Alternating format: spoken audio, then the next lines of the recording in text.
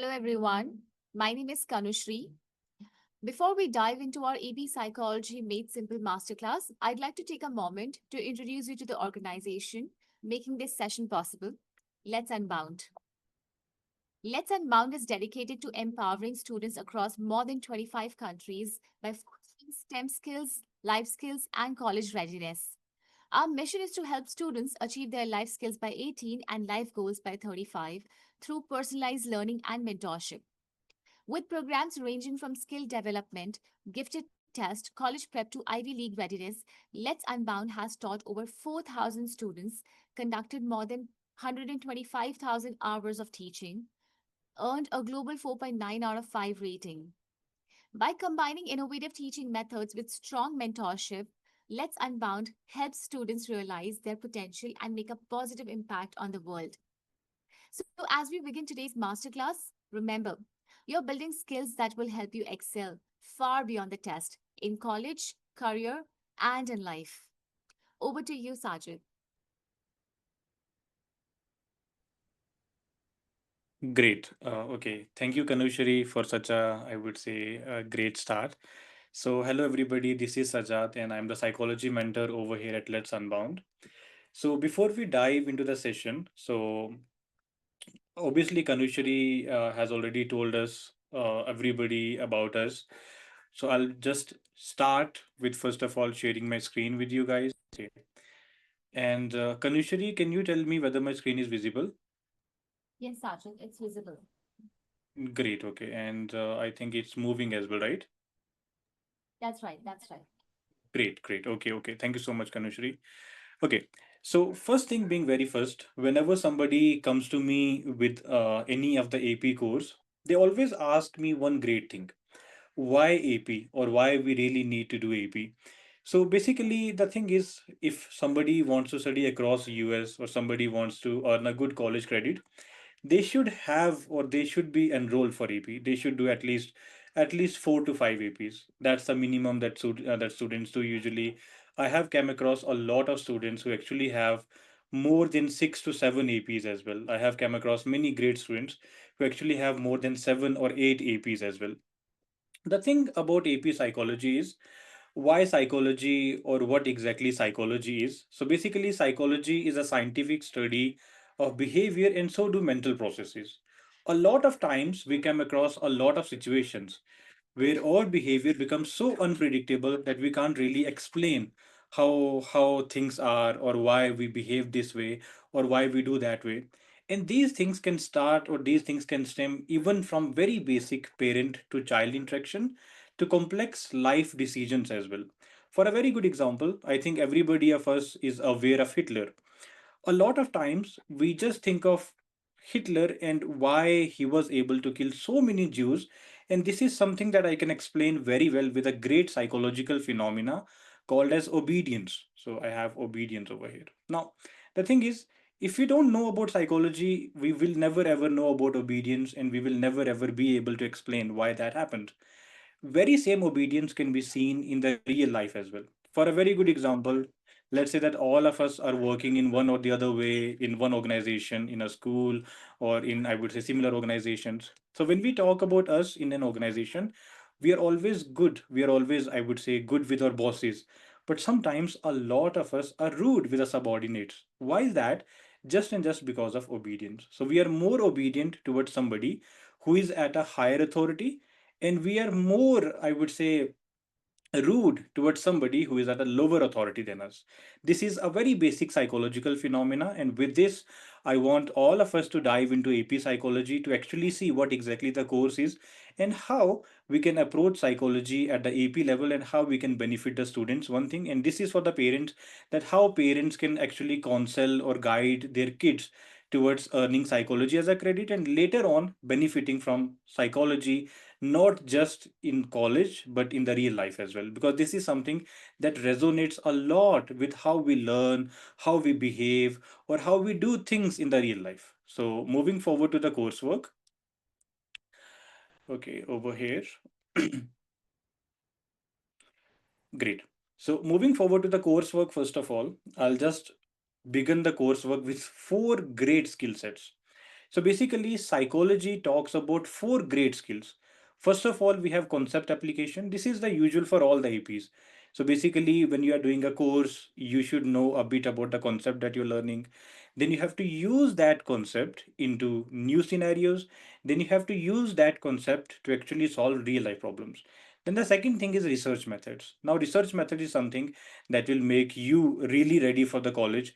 So basically, let's think of this one this way, that there's a person who is yet to enroll in the college. So college is not like when you just, I would say, have a textbook and then you keep on reading that textbook and you would be good. No, it's not like that.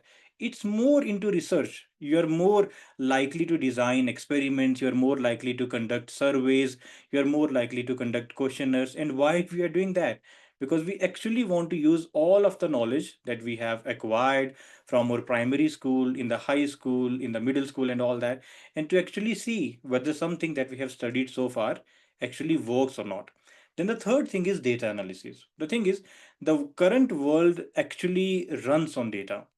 So we can have data from a very basic questionnaire to very, very big data as well, that can be used for like really great computational analysis. When it comes to behavior or when it comes to scientific studies, data is the best thing that can support whether something that we believe is true or not. The fourth thing is scientific argumentation. So obviously, psychology is a science. Psychology is a really new science. This is not something like this is not an old science like biology or physics or chemistry. So it has emerged as a new field, and that too very recently. When I talk about any science, so science requires scientific argumentations. For an example, let's say somebody came to me and maybe asked me like why there's a person who is let's say extrovert, right? Why somebody is extrovert or why somebody is introvert, right? These are like very common questions. We come across these kind of people every day. We came across extrovert people every day, we came across introvert people every day. Like when we started the session, we had, or I would say, a host over here, Kanushri, right? So those people who are extrovert, they're usually hosts, they're usually more into public speaking and all that.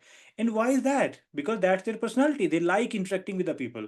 On the other hand, you might have seen a lot of people who are introvert. So we just sometimes use the word shy for them. They're shy. They don't want to do anything. They're shy. So that doesn't mean that they won't succeed in life. That actually means they don't like interacting that much with the people. So we have different sorts of personalities. There are people who are open to everybody. There are people who are less open. Similarly, there are people who are more authoritative. Similarly, there are people who are less authoritative, right? So these days there are a lot of online personality tests that we can just go and take up for us, right? So some days when I'm bored, I just go maybe to a website and then do a personality test, so that will match my personality to Batman. That doesn't mean that I'm Batman. That actually means that I have some of the traits of that specific personality. It's like that. So we are a mix of different things. So whenever we say like, hey, somebody is extrovert, we should be able to support that claim or refute that claim by using scientific argumentation. Why somebody is extrovert? Because he seems to be a person who interacts more with the people. Because he seems to be a person who likes interacting with the people. And that's all about psychology. This is something that we talk about in psychology. We talk about people, we talk about how people behave, and we talk about why people behave the way they behave, right? There is a good question from my side to all of, I would say, the people who have joined us today. There's a great thing. What's the difference between mind and brain? Even I wrote it over here, down here. I think our chat box is open for all the suggestions. So whoever want to suggest anything about this, what's the difference between mind and brain? These are two great things that we almost use every day in our life. Like almost you can say like today is Sunday, my brain is not braining. These are like very common things. So what's the difference between mind and brain? This is one of the questions that I really want everybody to answer. Okay, so brain is the physical organ and mind is the consciousness. That's actually the great thing. So can I say that mind is what brain does? So that's how it should be, right? So brain is what we have in the physical existence, right? And mind it was is really does, right? So we have mind versus brain. This is one of the greatest argument that we have in psychology. So let's move more forward to the unit plan now over here. So in psychology, we have total 5 units, right? So unit in the unit one, I would be talking about biological basis of behavior. So I would be actually talking about the very same brain, the very same question that I started right now. What is brain and what does it do? So we will talk about biological basis of behavior. In the biological basis of behavior, we will talk about brain. We'll talk about different parts of the brain. And there is one great thing that I should like to address over here. A lot of times, even in the crime thrillers, we have seen this thing like quite often. Quite this is very common in all of the crime thrillers. You might have seen that somebody is walking maybe in the dark, and then there would be a negative person who will come from behind and hit that person on the back of his head, so he will be immediately knocked off. A lot of times we are not aware of like this exact thing, like why hitting on the back of the head can actually knock you off. So there's a great region of the brain over here, so we call that as the hind brain, and this hind brain is actually associated with a lot of the involuntary functions of us. And if somebody is going to hit us on the back of the brain, we will be knocked off immediately, because a lot of involuntary functions like our breathing, respiration, like our homeostasis and all that will be affected. The second thing is cognition. So cognition is actually all about mind. The biggest thing that we will talk about in unit 2 cognition is basically memory. So like there is one very good example for memory that we have over here. A lot of times we use the things like, hey, I was not able to remember that because I was not attentive. So in order to remember something, or in order to have something in your mind, you have to be a bit attentive. So I can say there are actually three levels of memory, right? So there is just one thing, that is your senses, right? So your senses are like your touch, the sense of smell, the things that you can see. Similarly, moving forward, there is your short term memory. We call this as STM. Moving more forward, there is our LTM, the long term memory. So, thing is, we are aware of a lot of things because we are alive. So, we are living organisms. It means we are aware. It means we have senses. But having senses does not mean that we are attentive to all of the things. Like, for an example, a lot of you are listening to me right now. That means that somehow I am engaging both of your senses, that you can see something on the screen and you can hear something through my voice. So it means I'm actually engaging two of your senses right now. You can see me, you can see the screen, and so do you can hear me. But the thing is, hearing me alone won't really let you remember anything that I'm saying over here. Why? Because you are not attentive. So if you pay attention towards me, you might have something in your short-term memory. So after this session, you will have this thing in mind, like there was a teacher who said this, and this, and this, and this, right? And the thing is, right now, the stuff would be in your short term memory. So, after a while, if you try to recall that again and again, again and again, this short term memory will be converted into long term memory. And that very same knowledge will stay with you, maybe for the next academic year, or maybe for 2 years, or maybe for 5 years, right? There are great studies over here who actually show great insights about people. For a very good example, if I ask maybe a parent out there right now, do they remember who was their good friend in the high school? They will remember. Why is that? Because they keep on thinking about that fact again and again. Similarly, if I just ask somebody what gift they got on their fifth birthday, they will definitely remember that. Why is that? Because our memory is very strong. If there is something that we pay attention to, we tend to remember that, and not just for 1 day or 2 days. So that is something that will stay in our memory for maybe days, for months, and even in certain cases for 30, 40 years as well. The very same way, if somebody asks me what subject I had back in time when I was in middle school, so I definitely remember that. What was my grade back in time when I was in my middle school? I definitely remember that. And why do I remember that? Because of my long term memory, because I know what was there, I was attentive to that, and I just somehow was, kind of thinking about that thing again and again, again and again, again and again over time. So this is something that we will talk about over here in memory. Then there are disorders like amnesia. There are disorders like, I would say, retrograde amnesia and all that, right? So these disorders really explain why we forget things. So you might remember that there are a lot of things that we forget. There are a lot of things that we remember, right? So it's not a thing that we will remember everything, and it's not a thing that we will forget everything. We tend to forget things when we are not paying attention to. And we tend to remember things when we are paying attention towards them, right? The very same way we can also explain that memory is a physical thing. It degrades over time. So, for an example, if there is something that you remember very well today, that doesn't mean that you will keep on you will keep on having the very same great insight about the same thing 30 years from today as well. So sometimes memory can degrade as well. So we will talk about all of that in unit 2, cognition. Moving forward to the unit 3, we have development and learning, right? So development and learning actually starts from womb to tomb. So this is the best way to actually put it in place. So we talk about human development in a way that we start with just a single cell, and over time we kept on developing. We become multicellular, right? Then we are born. So the initial few, I would say, years from the birth to a certain age is extremely important for us. Why is that? Because we develop a great thing there, and that is attachment. So one thing that I have for the parents, so basically a lot of times parents say that our kid is only and only attached to ourselves. But that's not something very true. Why is that?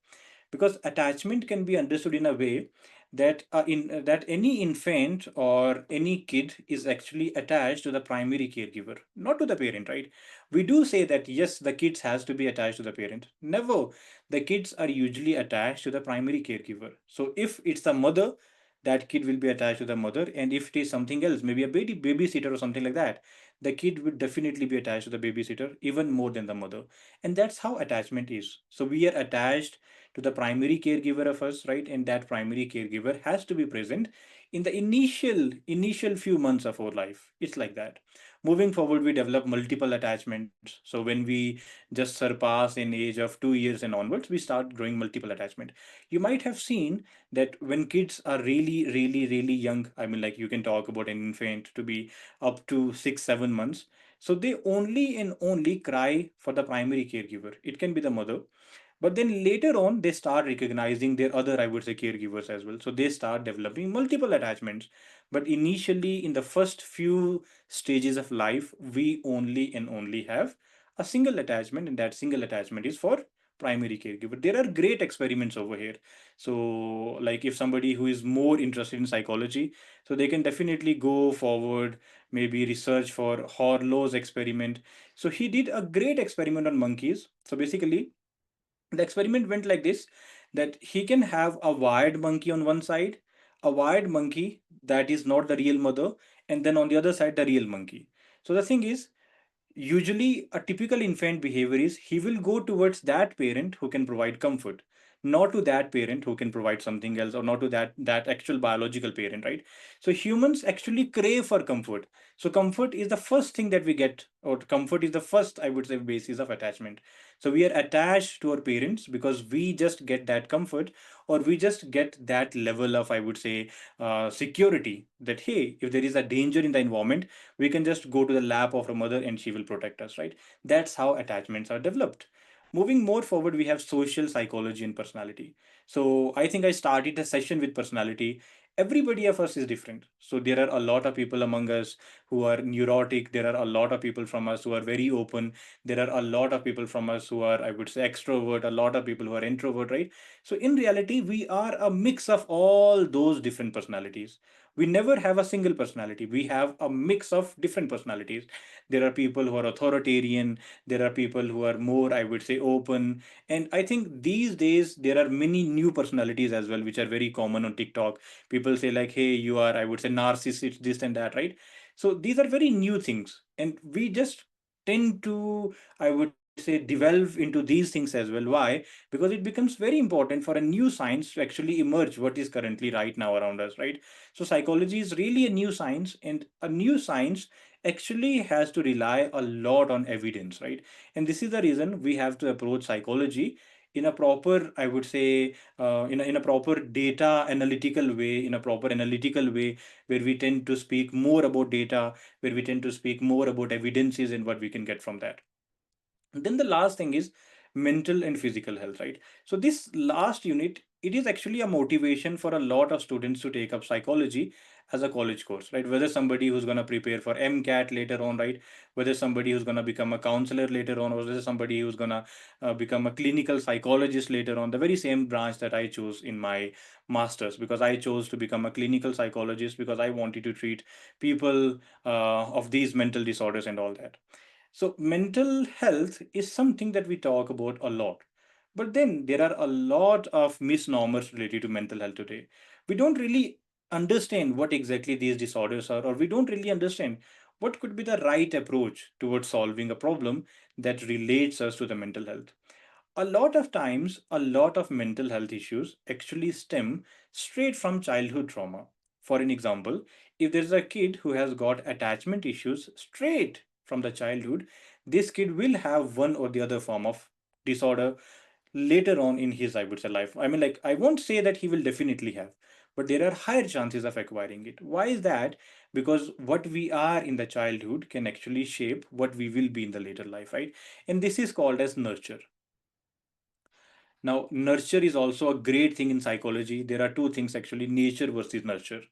And even if we want to talk about behavior, we can actually explain behavior this way, that behavior is a function of person and the environment, right? So there are a lot of studies even on twins that actually say that even if there are monozygotic twins who actually are very same, they have the same genes, they have everything to be the very same, still they behave different. And why they behave different? Because they are raised in different environments. So it really matters a lot in what kind of environment we are raised, that actually has a great impact on our later life. So if somebody who is very hardworking, you might, I would say, link that to his early childhood, that his parents might be very hardworking. He was exposed to that hard work and now he's very hardworking, right? Somebody who might spend more time on social media, that can be linked to, like, he might have one or the other form of issue with the parents in early life. So he just chose social media as an escape and now he's doing that, right? So there is always a reason behind something, right? And the thing is, we can't really comment on any of the mental disorder by just looking at that. So there has to be a proper diagnostic behind that, right? Without a proper diagnosis, you can't really say this thing to somebody, hey, I have anxiety, hey, I have this disorder, I have that disorder. No, it's not like that, right? There are set criteria for diagnosis, and we can mark a disorder only and only on the basis of that diagnosis. Like right now there is DSM-6. This is the current, I would say, diagnostic manual that we are using, right? Similarly, there is ICD-11, right? So these are different diagnostic manuals, and we use these diagnostic manuals every day as a psychologist to actually to actually categorize these mental disorders and somehow to solve them out. There are a lot of problems that people face, like anxiety, bipolar disorder, unipolar disorder, then there is schizophrenia, then there are many more types of mood disorders people are suffering with. I would say borderline personality disorders, there are other personality disorders as well. So all of these are really bad things, and all of these things have got one or the other link related to, first of all, biology, and the second thing is nurture. So they are linked with our genes on the one way, and they are also linked with the environment that we were exposed to. They're also linked to a lot of other things that we face in our lives. So this was the complete course plan for psychology. So I told you that a lot of students are actually interested in psychology because of Unit 5. So, like kind of these days, the high school kids, they're more struggling with exam stress, they're more struggling with paper anxiety and all that. So they just feel that if somehow they can understand psychology, they might be much more able to understand this exam stress. They might be much more able to understand how they will be able to cope up with that. So this is one of the great idea that I can tell all the people, that if they have time, they should definitely try psychology as a course. This is just one advice from me. This does not have any prerequisite at all. You don't really have to be good with this thing or that thing to actually enroll in psychology. This is a great course, and this can actually give us great insights about how we are, how we behave, and why we behave in a certain way. So moving forward from here to the, I would say, exam framework, moving forward to the question, I would say, strategies and all that. So the AP psychology paper will have two sections. One is the MCQ section, I would say questions with choices. So we will have 70 minutes for 100 questions. We can say this thing very well, that among all the other APs, AP psychology has got more MCQs. On the other hand, when we talk about FRQs, the free response section, there would be just two questions only. One question would be the EBQ, which is the evidence-based question, and the other one would be AAQ, which is the article analysis question. So I'll talk about these sections in detail, but yes, I'll be moving to the next slide. When I talk about MCQs, so in the MCQs, we have three things to take care of. First of all, the concept explanation. And you can see that concept actually explanation is actually 65% of the MCQ grade. So 65% of those 100 questions, that actually means that 65 MCQs will be straightforward from the textbook, just as concept. Like for an example, somebody asks you what is obedience, and then they will give you four options that hey, this is obedience, this or this is obedience. So we have to pick any one of them, any one from that, right? And there would be 65 such questions that can be solved straightforward from the textbook. Then the second approach is the research method and design. There would be questions like what is independent variable, what is dependent variable. There would be questions like, hey, this is the study. What is the independent variable in this study? Or why independent variable is here? Or why dependent variable has to be kept like that, right? So then there are questions on data interpretation where somebody can give you a scatter plot, somebody can give you a line graph, somebody can give you a histogram, right? And based on that, they can ask you what percentage of this is that or what percentage of that is that. So these questions are very rare in psychology, at least for the MCQ side, because there are just 10 out of those 100 questions. So more focus has to be on the textbook side where we have to learn the concepts in reality, right? So there is more focus towards the concept rather than towards the data or towards the research methods. Although it's almost, I would say, I can say 70-30 on a good score, but the thing is, still we have more focus towards the explanation of concept. Moving forward towards the FRQs.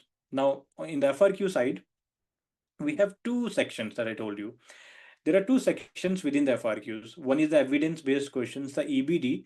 When I talk about evidence-based question, so the students will be provided with a pure, I would say, research paper. It would be a peer-reviewed source. There would be a research, so they will be given with like, hey, these are the scientists. They performed this research. These are their variables. This is the data that they collected, right? And this is the result. Now, based on all that, they have to comment on certain questions. Like for an example, they will give us a complete. This is more like the ACT. So I think a lot of students have already given ACT. So this is more like the ACT side. So on the ACT, we have the science questions like that, where you have to answer questions from a paragraph that explains a research. Then you would be asked with something like, hey, what was the independent variable here? What was the dependent variable here?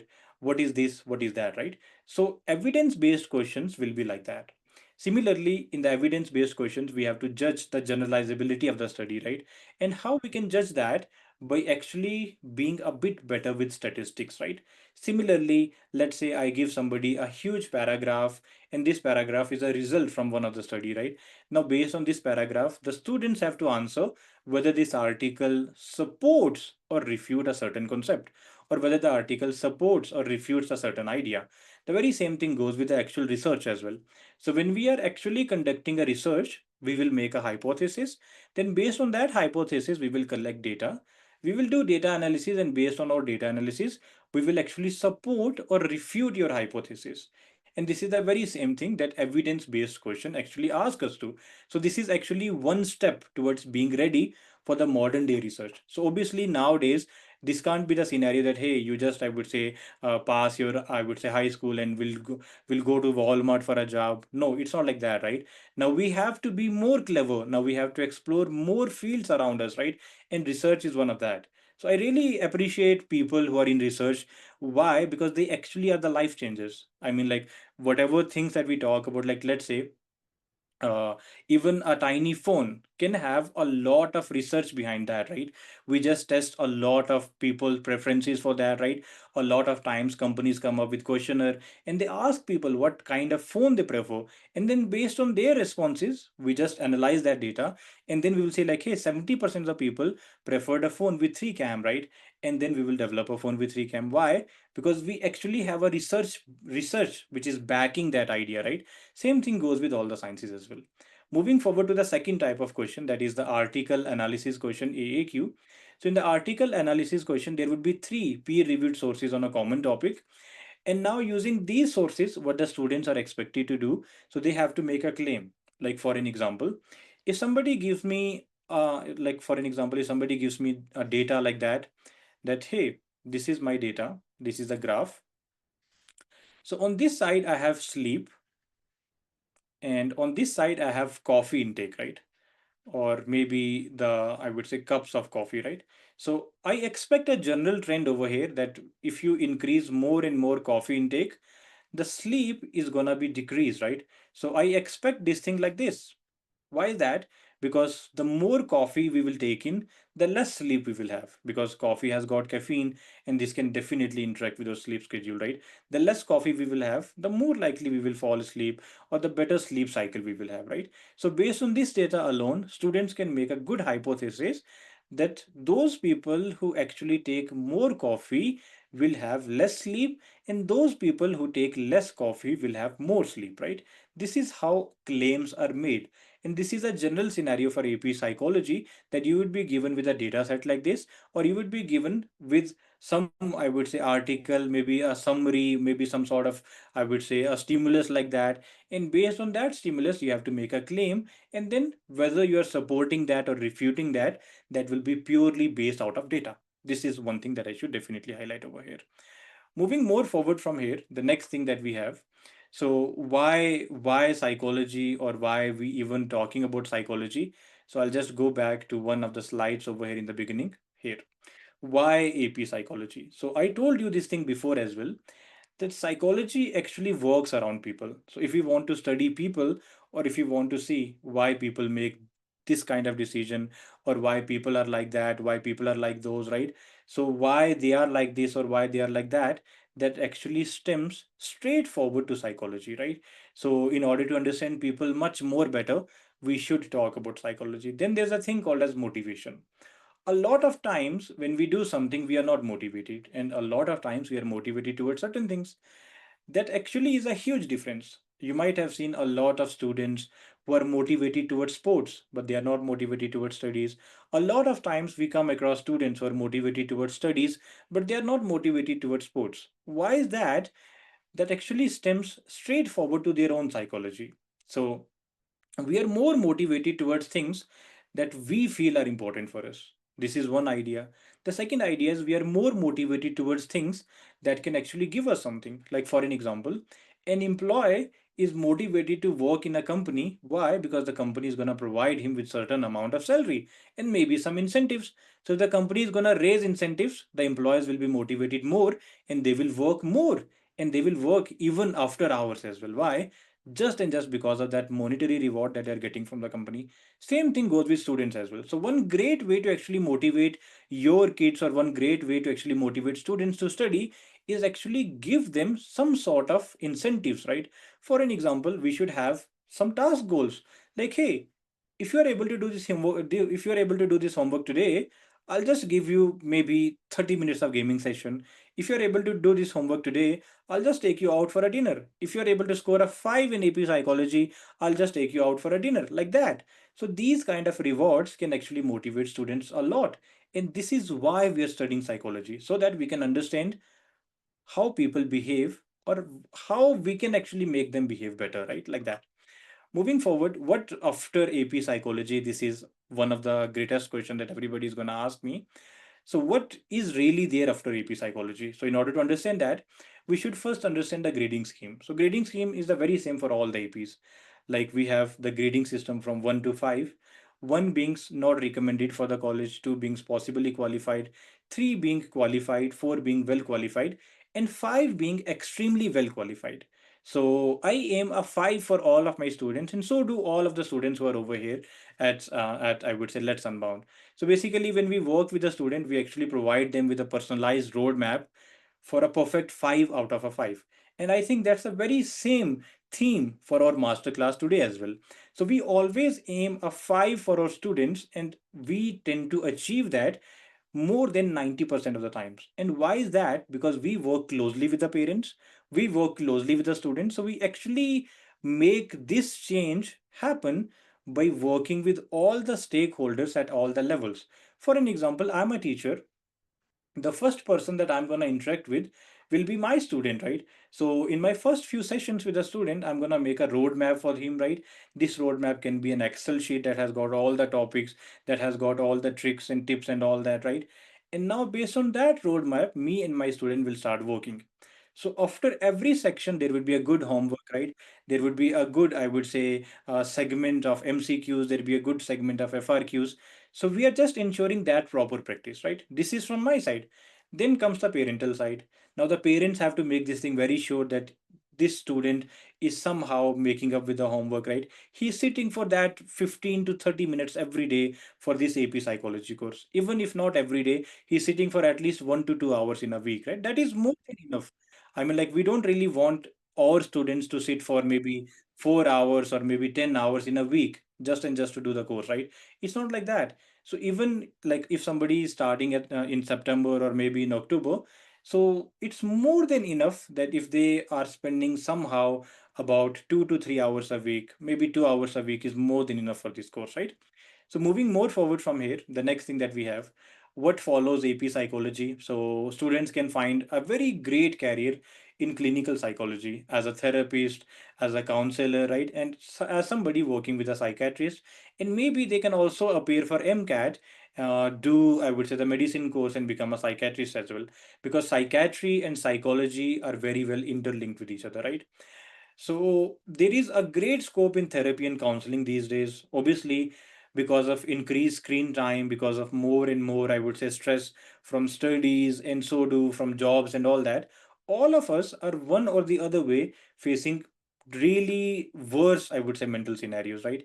So yes, there are many times where even we need a counselor, when we need a therapist, right? When we need somebody to counsel us, right? So there is a huge scope in clinical psychology. The next thing is business and marketing. We do think that psychology is only and only for the study of mind for the sick people, but that's not the thing. We don't have psychology like that. We have psychology in consumer behavior, and we have organizational psychology as well. Like we just discussed about motivation.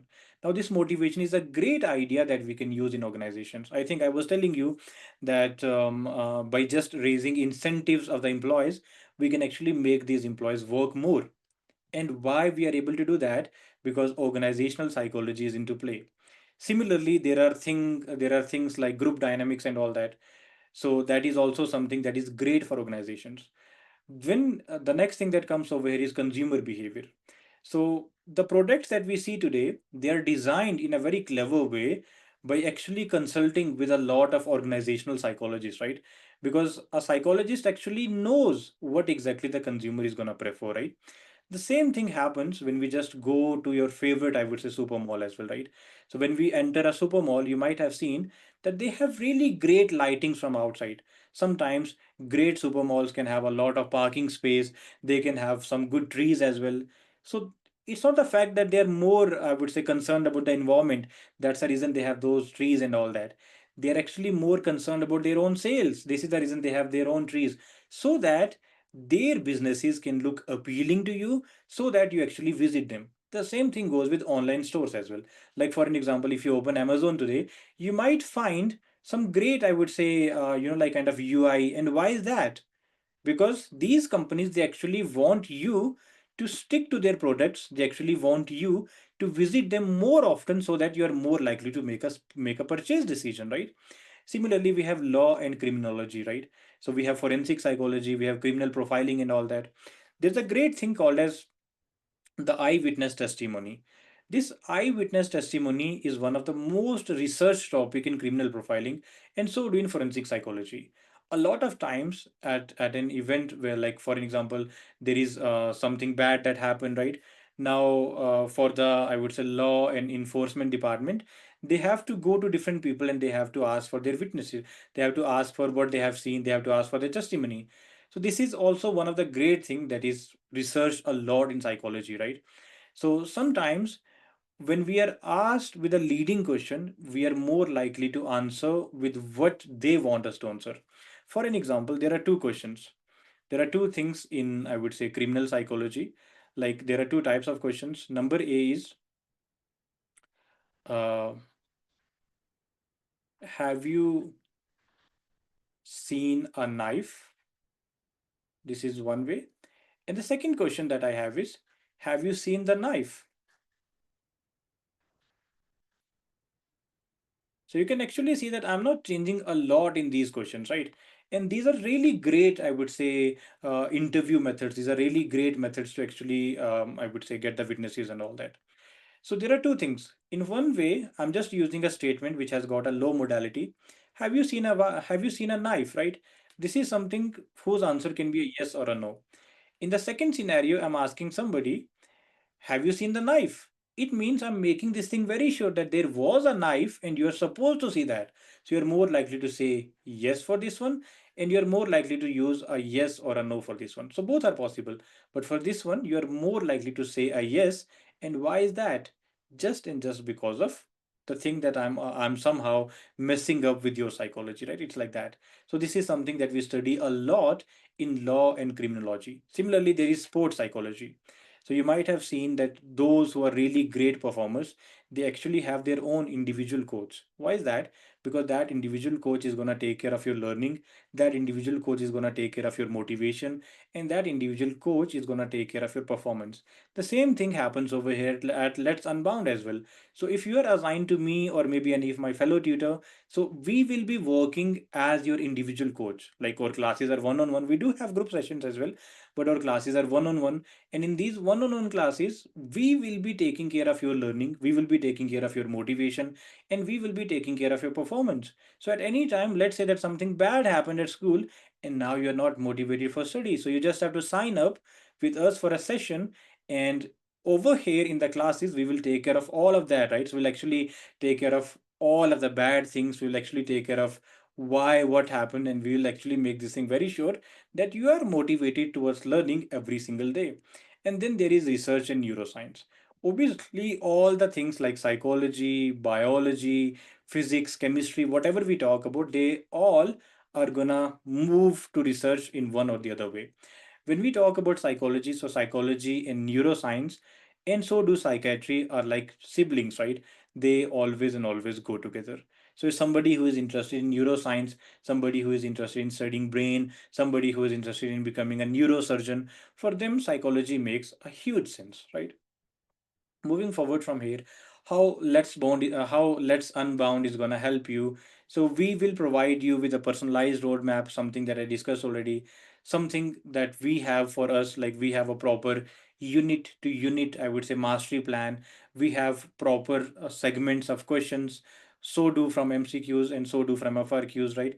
Similarly, we have proper AP classroom integration. Like when somebody is going to sign up for a AP program, they will have a college board login, a college board credential, right? So we make this thing very sure that they are doing all the questions from the college board website, and somehow we are providing them with tons of additional practice as well, right? So you don't have to struggle for any resources at all. Similarly, we do have a lot of mock exams as well. And these mock exams is something that we score with our own hand, right? This is not something where you will say like, hey, like the teacher is somebody else and then exams are being scored by somebody else. This is a very common practice that happens in school. The teacher is somebody else, and then your exams or your, I would say, tests are being scored by a teaching associate. But we are not doing that. So over here, whoever your teacher is, he's gonna mark your test very well, and he will give you a proper constructive feedback on your scores, how you can improve it, what are the things that went bad, what are the things that can be improved, and how to improve it in very, very less time. Similarly, we have a community of learners in more than 25 countries. We have been working in the STEM for a very long time, and we have been working in biology, and so do other related APs, SATs, UCAT, MCAT, and all these, I would say, segments for a very good amount of time. So we know how to tackle APs, and we know what are the strategies that are required to actually score a perfect 5. Moving to the last, I would say, few things over here. So the whole course actually, in the whole, I would say, master class, we actually discussed about psychology as a course. I focused on research, I focused on data analysis, and I focused on real life applications of psychology. I used great examples from typical organizations. I used examples from consumer world and all that. And the whole course actually works around critical thinking, problem solving, and so do scientific writing. And this is where we're going to help you. Moving more forward, what exactly is required to be successful with AP psychology? So you need concepts, you need application, and you need evidence. The concept is going to come from the textbook, application is going to come from within you, and evidence is something that we will develop within you, right? We will develop that scientific argumentation within you. We will develop that questioning strategy within you. You have to think like a psychologist, you have to analyze, you have to explain, and so do you have to apply. So moving more forward, I'll just open the deck for any questions that you have. So I'm actively looking at the chat box. If there is anything that any of you want to ask me, so I'll definitely be very well happy to answer. Okay, so I believe there is nothing. Okay, great, perfect. So now to the last section that I have. Yeah, okay. I joined late, so I may be asking what you have already answered. It's perfectly all right. So you can ask me, why not? Whatever your question is. So,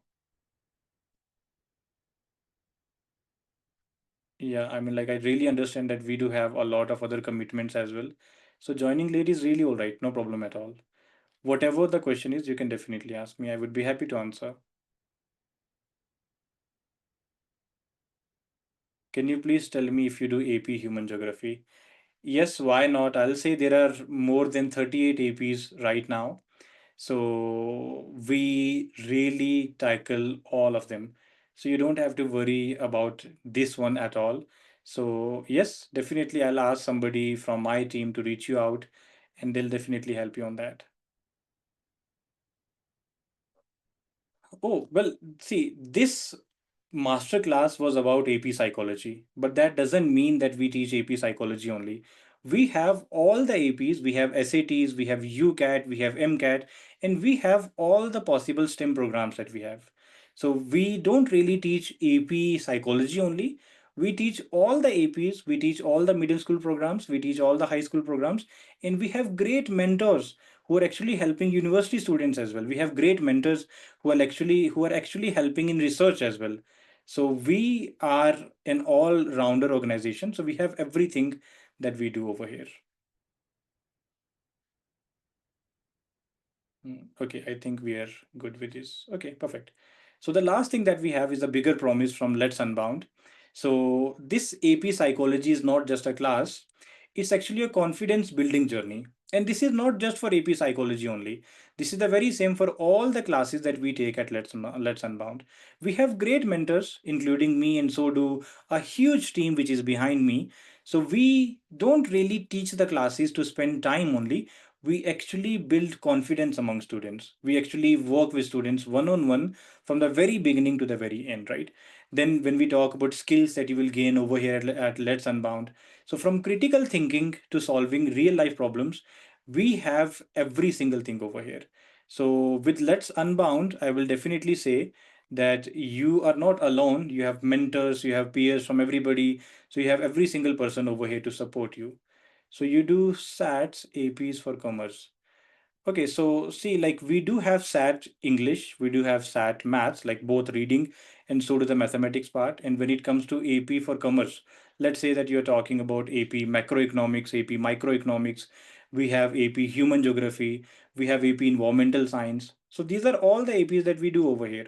So I'll suggest you to get in touch with us. So we will definitely help you out with this. That is not a problem. Yeah, ACT as well. ACT as well. Both ACT reading, ACT science, ACT maths, we have all that. So you don't have to worry about that. ACT, MCAT, everything is over here. We actually deal with all the courses. Great. So back to you, Kanushri, once again. Thank you so much, Sajid, for a wonderful session. I'd like to quickly share my screen for you all. So, here are some of the AP results with you that I would like to share with you. Also, we host unique AP and SAT masterclasses every weekend and will be sending out email updates to keep you informed. Plus, I'll be sending out some important links for you to save. And there you go. Please feel free to save them. And that brings us to the close of today's session. We look forward to welcoming you to our upcoming events and masterclass. Thank you once again for joining us today. Until next time, take care and keep learning.